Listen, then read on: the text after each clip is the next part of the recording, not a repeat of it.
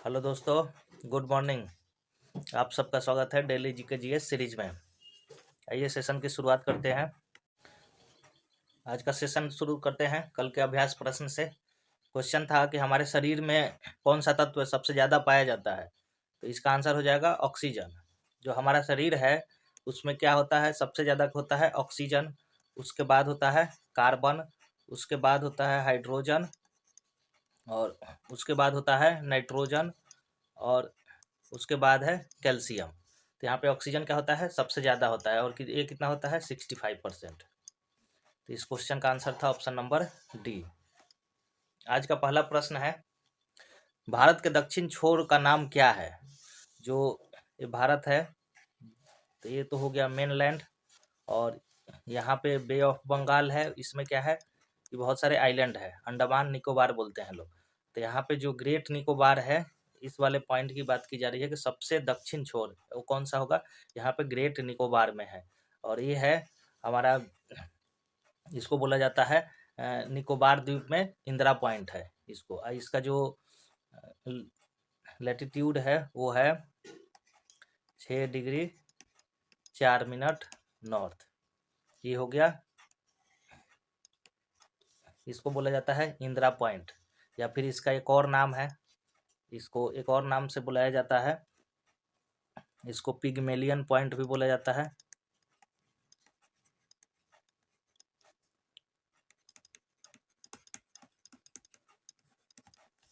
और अगर मुख्य भूमि की बात की जाए तो वो कहाँ पे है, वो यहाँ पे तमिलनाडु में हो जाएगा, कन्याकुमारी। ये मुख्य भूमि का दक्षिण छोर है, और इसका जो है, इसका लेटीट्यूड 8 डिग्री 4 मिनट हो जाएगा नॉर्थ। ये मुख्य भूमि हो गया। और वैसे भारत का जो दक्षिण छोर हो गया वो ग्रेट निकोबार है, वहाँ पे 6 डिग्री 4 मिनट नॉर्थ, जिसका नाम है इंदिरा पॉइंट या फिर पिगमेलियन पॉइंट। इस क्वेश्चन का आंसर हो जाएगा option number C. Second question है, भारतीय उपमहाद्वीप मूलतः एक अंग था। इसमें पूछ रहा है कि जो भारतीय उपमहाद्वीप है वो किसका अंग है। तो यहाँ पे देखते हैं लोग, जो सबसे पहले जो अर्थ था यहाँ पे, तो इसमें क्या था, सिर्फ एक ही लैंड मास था, यहाँ पे सिर्फ एक ही लैंड मास था। तो इसको, और बाकी ये सब जो वाटर थे इसको बोला जाता था सुपर ओशियन। ये हो गया सुपर ओशियन, इसको बोला जाता था सुपर कॉन्टिनेंट।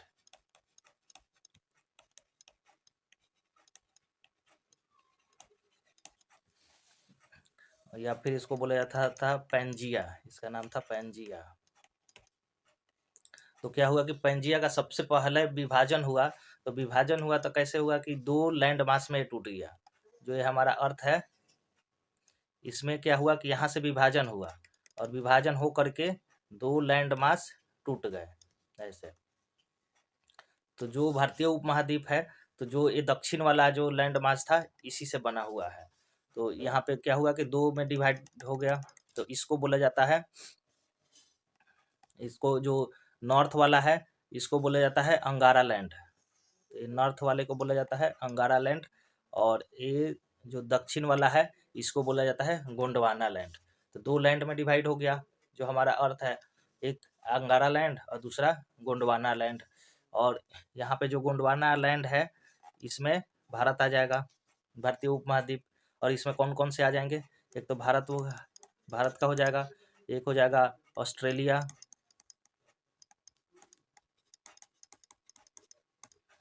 ऑस्ट्रेलिया हो जाएगा, और इसमें नॉर्थ अमेरिका, और क्या हो जाएगा अफ्रीका हो जाएगा। ये सब किससे बने हुए हैं, गोंडवाना लैंड से। और जो अंगारा लैंड है जो साउथ वाला, तो ये कौन सा हो जाएगा, साउथ अमेरिका हो जाएगा, एक तो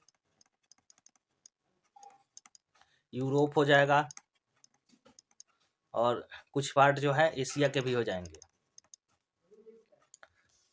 तो इसको ध्यान रखना है कि जो 2 लैंड मास में डिवाइड हुए थे अंगारा और गोंडवाना, तो भारतीय उपमहाद्वीप गोंडवाना का ही भाग है। तो इस क्वेश्चन का आंसर हो जाएगा option number D. Third question है, भारत का क्षेत्रफल पाकिस्तान से लगभग कितना गुना बड़ा है। तो यहाँ पे भारत का क्षेत्रफल पाकिस्तान से कंपेयर करके पूछा गया है। तो पहले देखते हैं कि भारत का क्षेत्रफल कितना है। तो ये है 32,87,240 किलोमीटर स्क्वायर। और वहीं पाकिस्तान का क्षेत्रफल जो है ये है 7,96,095 किलोमीटर स्क्वायर। तो यहाँ से देख सकते हैं लोग कि ये क्या है, ये भारत का जो क्षेत्रफल है पाकिस्तान से लगभग 4 गुना ज़्यादा है। तो इस क्वेश्चन का आंसर हो जाएगा option number B. Next question है, निम्नलिखित में से वह शहर कस्बा कौन सा है जो सबसे अधिक उत्तरी अक्षांश पर स्थित है। यहाँ पे पूछा है कि सबसे उत्तरी अक्षांश पर कौन सा स्थित है। तो यहाँ पे देखते हैं लोग, ये जो पंचमढ़ी है ये कहाँ पे है, ये मध्य प्रदेश में है। तो ये मध्य प्रदेश हो गया, ये अहमदाबाद हो गया, ये सब क्या हो जाएगा, साउथ में। यहाँ पे कौन हो गया, पटना और इलाहाबाद। इसी में क्या है, ये दोनों आसपास ही हैं। तो इसमें देख लेते हैं लोग इसका लैटिट्यूड ये कितना है, अक्षांश इसका कितना है, तो उससे पता चल जाएगा कि कौन ये उत्तर में है। तो जो पटना का अक्षांशीय स्थिति है वो 25 डिग्री 37 मिनट नॉर्थ में है। और जो इलाहाबाद है इसका है 25 डिग्री 28 मिनट नॉर्थ। तो यहाँ से क्या है, ये जो पटना है ये क्या है, सबसे ज़्यादा उत्तर में होगा, क्योंकि इसका जो अक्षांशीय स्थिति है वो इलाहाबाद से ज़्यादा है, 25 डिग्री 37 मिनट नॉर्थ में है। तो इस क्वेश्चन का आंसर हो जाएगा ऑप्शन नंबर बी।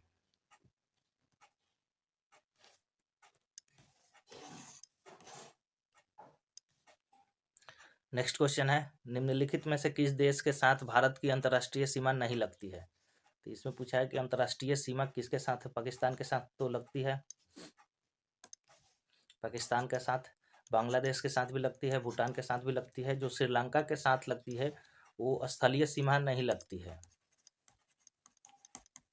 स्थलीय सीमा नहीं लगती है, ये समुद्री सीमा इससे लगती है। तो इस क्वेश्चन का आंसर हो जाएगा ऑप्शन नंबर डी।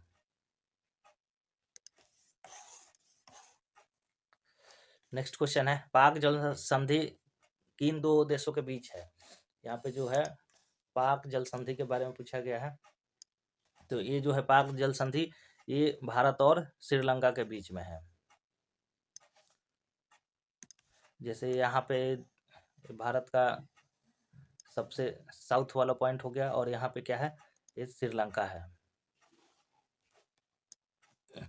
तो यहाँ पे जो जल संधि है, जो यहाँ पे जल है वो क्या करता है, जोड़ता है। तो जल संधि का मतलब दो लैंड मास को जोड़ेगा। और यहाँ पे क्या है, बंगाल की खाड़ी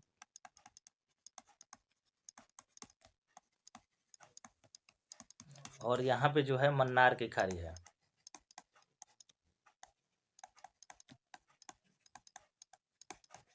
तो जो इसको बोलेंगे लोग पाक जल संधि, ये हो गया हमारा पाक जल संधि, पाक स्ट्रेट या पाक जल संधि बोला जाता है। तो ये दो लैंड मास कौन से हो गए, ये हो गया इंडिया भारत हो गया और ये हो गया श्रीलंका। और इंडिया में कौन सा, तमिलनाडु। यहाँ तो इस क्वेश्चन का आंसर हो जाएगा option number B. Next question है, निम्नलिखित में से कौन सा भारत में सबसे बड़ा नदी द्वीप है। ये नदी द्वीप के बारे में पूछा गया है कि भारत में सबसे बड़ा नदी द्वीप कौन सा है। तो ये जो है ये मांजली द्वीप है। ये कहाँ पे है, ये असम में स्थित है। और ये किस नदी पे है, ये ब्रह्मपुत्रा नदी पे है।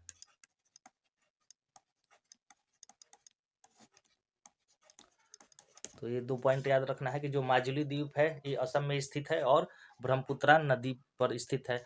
तो ये किस टाइप का द्वीप हो गया, ये नदीय द्वीप हो गया।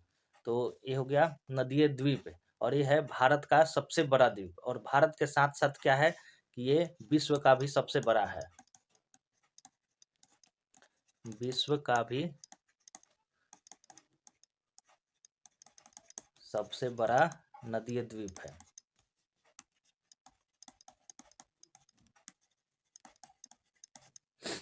तो इस क्वेश्चन का आंसर हो जाएगा माजुली द्वीप, ये भारत का सबसे बड़ा नदीय द्वीप है।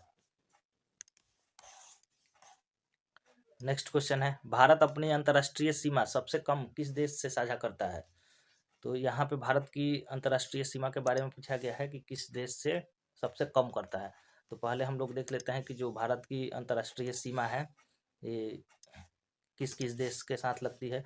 तो इसके लिए एक छोटा सा ट्रिक होता है, जैसे यहाँ पे बचपन, यहाँ पे में जैसे बोला जाता है बचपन में भूला, तो भूला ल लिखाता है, ल को बस उल्टा कर देना है, ल को अ बना देना है। तो ये हो गया ट्रिक। ये क्या हो गया? ट्रिक। कि जो भारत की अंतर्राष्ट्रीय जो सीमा लगती है वो इससे, जो यहाँ पे ब है, ब से हो गया बांग्लादेश, बांग्लादेश। च से हो गया चीन, पाकिस्तान, नेपाल, म्यांमार, भूटान, और यहाँ पे अ से हो गया अफगानिस्तान। ये हो गया।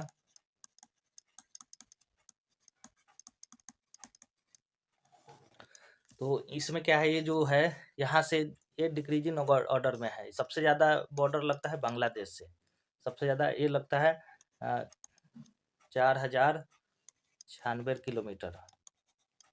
जो बांग्लादेश से बॉर्डर है भारत का वो सबसे ज़्यादा है 4096 किलोमीटर। उससे कम है चीन के साथ, उससे कम नेपाल थी पाकिस्तान के साथ, उससे कम नेपाल के साथ, उसके कम म्यांमार के साथ, उससे कम भूटान के साथ, और सबसे कम है अफगानिस्तान के साथ। ये है 104 किलोमीटर। तो इसको ध्यान रखना है, ये डिक्रीजिंग ऑर्डर में हो जाएगा बचपन में भूगो। तो बांग्लादेश के साथ सबसे ज़्यादा हो गया और सबसे कम अफगानिस्तान के साथ वो 104 किलोमीटर। तो इस क्वेश्चन का आंसर हो जाएगा ऑप्शन नंबर सी। यहाँ पे नेक्स्ट क्वेश्चन है, निम्नलिखित में से कौन सा पोत्सराय प्राकृतिक पोत्सराय है? पोत्सराय का मतलब पोर्ट, ये जो होता है पोर्ट। तो इसमें पूछ रहा है कि कौन सा पोर्ट प्राकृतिक पोर्ट नहीं है। तो यहाँ पे देखते हैं लोग, जो मुंबई, पारादीप और कोचीन, ये क्या है? प्राकृतिक है, प्राकृतिक पोर्ट है। और ये जो चेन्नई जो पोर्ट है ये क्या है? मानव निर्मित है।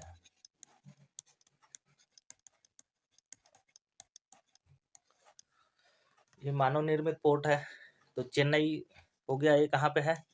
तमिलनाडु में हो जाएगा। और मुंबई, मुंबई में है। जो पारादीप पोर्ट है ये है उड़ीसा में, और उड़ीसा में भी किस महानदी पे है। और कोची जो है ये केरल में है। तो कोची पोर्ट केरल में हो गया, पारादीप पोर्ट उड़ीसा महानदी पर, और चेन्नई पोर्ट जो है ये मानव निर्मित पोर्ट है। तो इस क्वेश्चन का और यहाँ पे एक पॉइंट और नोट करना है कि जो भारत में जो मेजर जो पोर्ट है, मुख्य जो पोर्ट है, उसकी संख्या है 13। तो मुख्य पोर्ट की संख्या है 13, और उसमें से चेन्नई जो पोर्ट है ये है मानव निर्मित पोर्ट। तो इस क्वेश्चन का आंसर हो जाएगा ऑप्शन नंबर ए।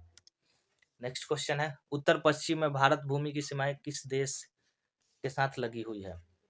यहाँ पे उत्तर पश्चिम में पूछा हुआ है, नॉर्थ नॉर्थ वेस्ट में। तो यहाँ पे देखते हैं लोग, जो श्रीलंका है ये किस में है? ये साउथ में है। म्यांमार, बांग्लादेश ये किस में है? ईस्ट में है, पूरब में है। ये हो गया श्रीलंका, दक्षिण में है। जो पाकिस्तान है ये किस में हो जाएगा? उत्तर पश्चिम में। तो इस क्वेश्चन का आंसर होगा ऑप्शन नंबर डी।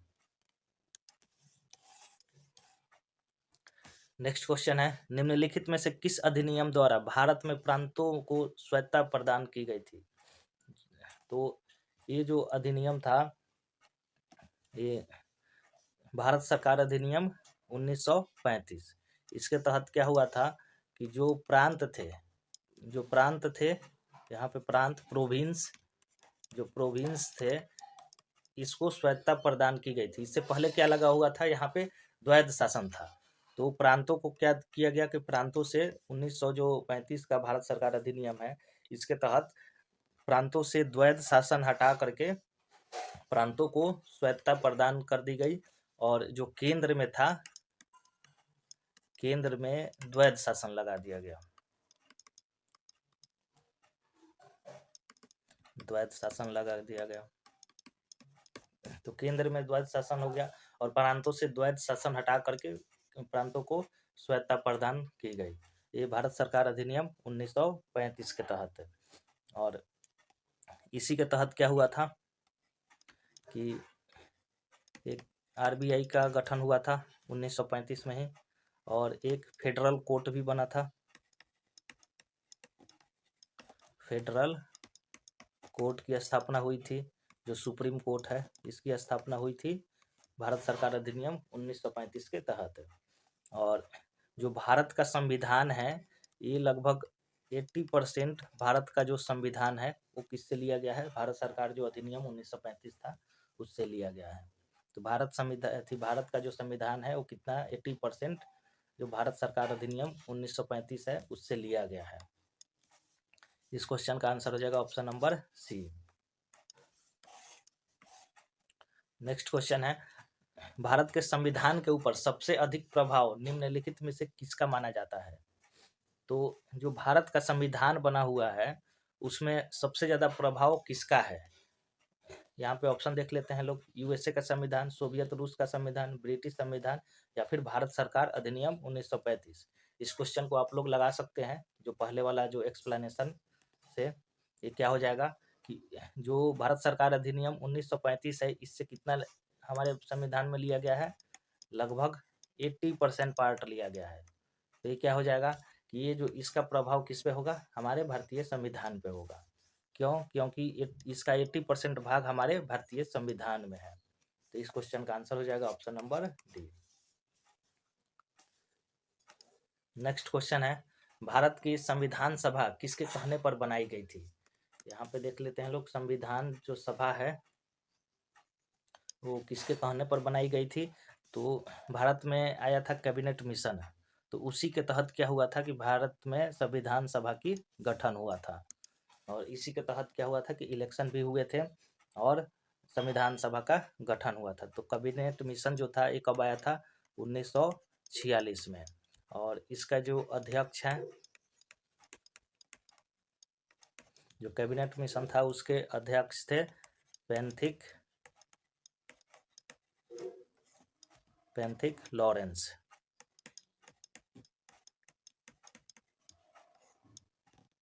पेंथिक लॉरेंस, ये जो कैबिनेट मिशन 1946 में आया था उसके अध्यक्ष थे। तो इस क्वेश्चन का आंसर हो जाएगा ऑप्शन नंबर डी।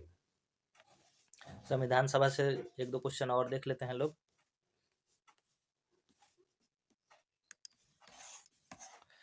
यहाँ पे इस क्वेश्चन में है कि जिस संविधान सभा द्वारा भारत के संविधान का अधिनियम किया गया उसके सदस्य कौन थे? जो भारत में संविधान सभा बना था जिसके तहत क्या हुआ था कि भारत में जितने भी अधिनियम है, जो भारत का संविधान तैयार किया गया था इसी के द्वारा किया गया था, भारत के संविधान सभा के द्वारा। तो इसमें अध्यक्ष कौन थे?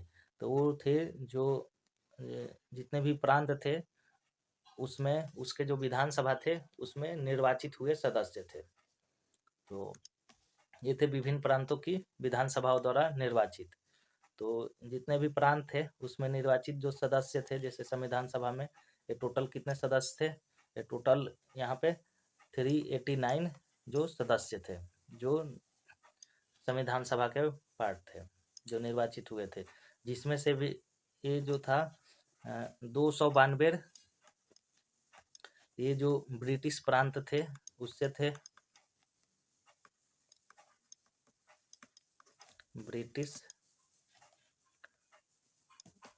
ब्रिटिश प्रांतों से 292 थे, और यहाँ पे 93 जो थे ये थे देसी रियासतों से।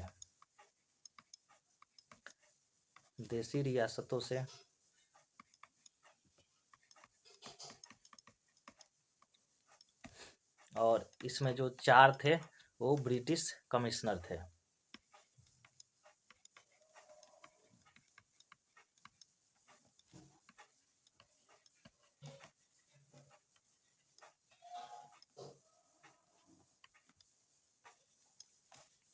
तो जो संविधान सभा है उसमें टोटल सदस्य 389, जिसमें से 292 ये होगा 292 ब्रिटिश प्रांतों से थे, और 93 जो थे जो उस समय देसी रियासतें थी, जो राजा महाराजा थे लोग, उसमें से कितने थे? 93 थे।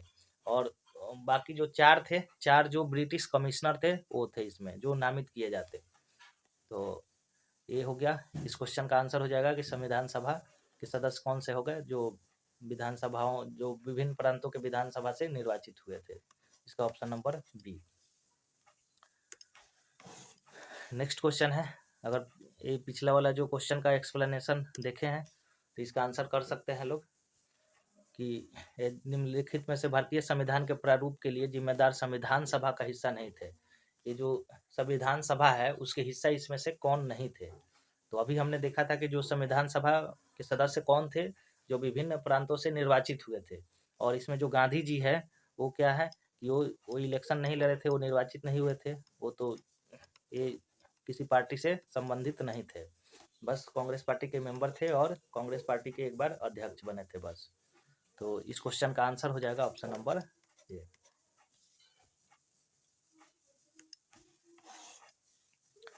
नेक्स्ट क्वेश्चन है, शासन की एकात्मक पद्धति का लाभ क्या है?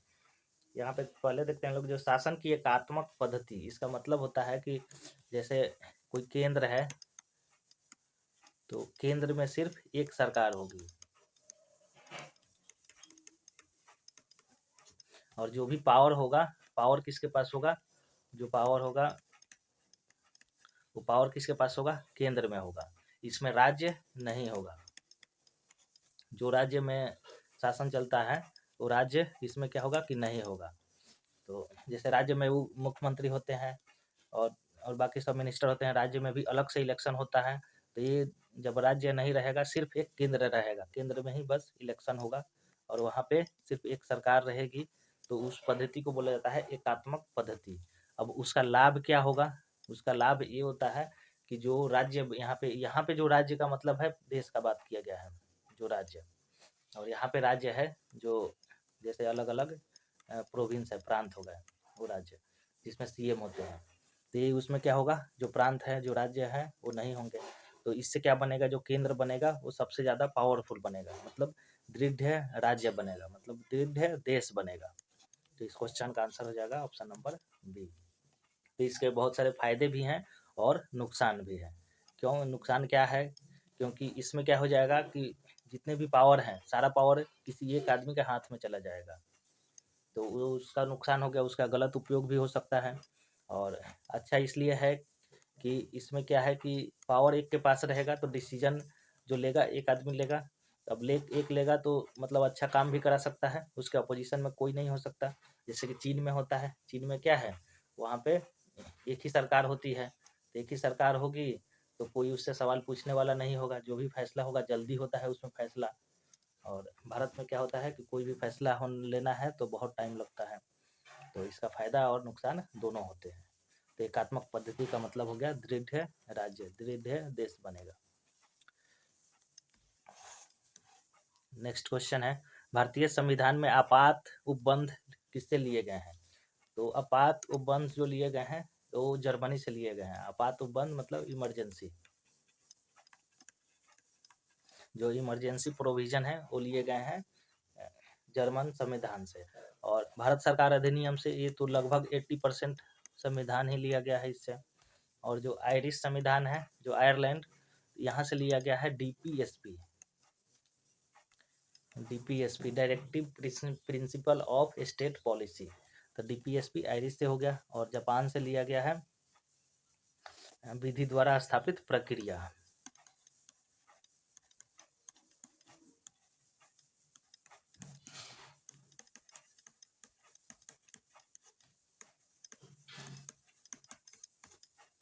तो यहाँ पे ध्यान रखना है कि जर्मनी से लिया गया है आपात उपबंध, और आयरलैंड से लिया गया है डीपीएसपी, और जापान से लिया गया है विधि द्वारा स्थापित प्रक्रिया।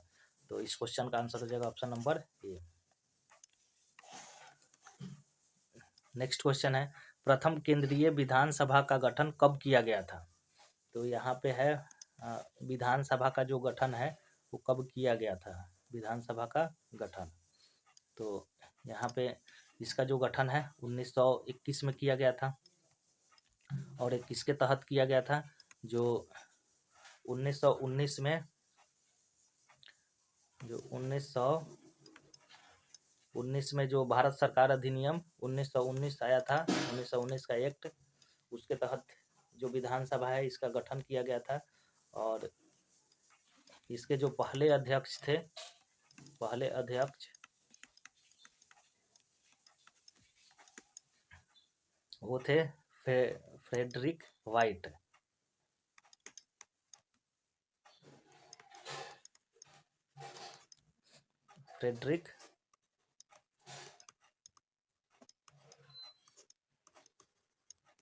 Frederick white. और इसके जो दूसरे अध्यक्ष थे सेकंड, वो थे विट्ठल भाई पटेल।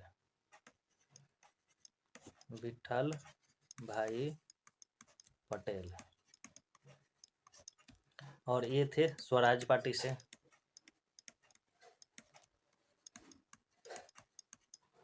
ये स्वराज पार्टी का गठन कब हुआ था? 1923 में। तो इसका अगर क्वेश्चन ऐसा पूछा जाएगा कि जो केंद्रीय विधानसभा थी उसके पहले भारतीय अध्यक्ष कौन थे? वो थे विट्ठल भाई पटेल। और ये कौन से थे? दूसरे अध्यक्ष थे। और पहले अध्यक्ष फ्रेडरिक वाइट थे। और विधानसभा का जो गठन हुआ था वो 1921 में हुआ था। इस क्वेश्चन का आंसर हो जाएगा ऑप्शन नंबर सी।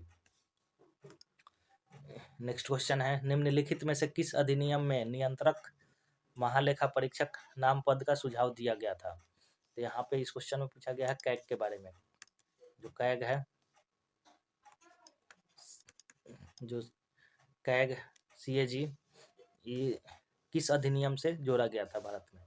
तो ये जोड़ा गया था जो 1919 का अधिनियम था, भारत सरकार अधिनियम, उसके तहत कैग जो है नियंत्रक महालेखा परीक्षक नाम का जो पद है ये जोड़ा गया था। और इसको बोला जाता है मोंटेगियो चेम्सफोर्ड अधिनियम भी बोला जाता है इसको। 1919 के अधिनियम को बोला जाता है मोंटेगियो चेम्सफोर्ड अधिनियम। तो इस क्वेश्चन का आंसर हो जाएगा option number B. Next question है, भारतीय संविधान केवल सरकार के लोकतांत्रिक रूप की कल्पना नहीं करता बल्कि लोकतांत्रिक समाज की भी कल्पना करता है। ये जो बातें लिखी हुई है ये कहाँ की ये बातें हैं? ये है जो भारतीय संविधान है उसका जो प्रस्तावना है। तो ये प्रस्तावना वाली बात लिखी गई है कि जो भारतीय संविधान है केवल सरकार को लोकतांत्रिक बनाने का विचार नहीं करता बल्कि समाज को लोकतांत्रिक बनाने का कल्पना करता है। तो इस क्वेश्चन में पूछा हुआ है कि ये जो शब्द है ये किससे मिलता जुलता है, ओतप्रोत होता है? तो ये इससे जो मिलता जुलता है इसका मतलब हो गया कि न्याय भी है उसमें। न्याय हो गया, स्वतंत्रता, समानता भी, और भाईचारा। भाईचारा जो होता है बंधुत्व। तो ये सब क्या हो गए? ये भारत के प्रस्तावना, ये वर्ड किसके हैं? प्रस्तावना के हैं, जो भारत का प्रस्तावना है।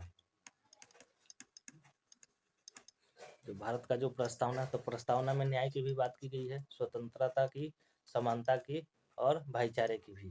तो इस क्वेश्चन का आंसर हो जाएगा ऑप्शन नंबर डी। यहाँ आज का अभ्यास प्रश्न है, सिंधु घाटी सभ्यता के जो साइट थे उसमें सिंधु नदी पर कौन सा साइट स्थित है? इसमें बताना है कि सिंधु नदी के किनारे कौन सा साइट स्थित है। तो इस क्वेश्चन का आंसर आप लोग कमेंट सेक्शन में करिए।